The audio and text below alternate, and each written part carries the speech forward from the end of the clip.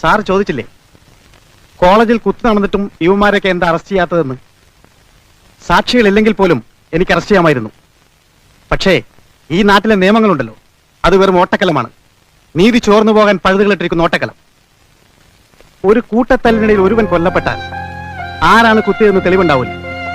അതുകൊണ്ട് അർഹിക്കുന്ന ശിക്ഷ കൊടുക്കാൻ പ്രയാസമാണ്, പ്രത്യേകിച്ചും ശരിയായി സാക്ഷിയില്ലാത്ത സ്ഥിതി.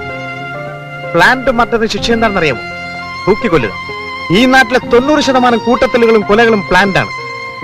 അതിലൊക്കെ പ്രതികളെ ശിക്ഷിക്കാൻ ഈ നാട്ടിലെ നിയമത്തിന് കഴിഞ്ഞിരുന്നുവെങ്കിൽ ഇവിടെ തൂക്കുമരങ്ങൾ തികയില്ലായിരുന്നു.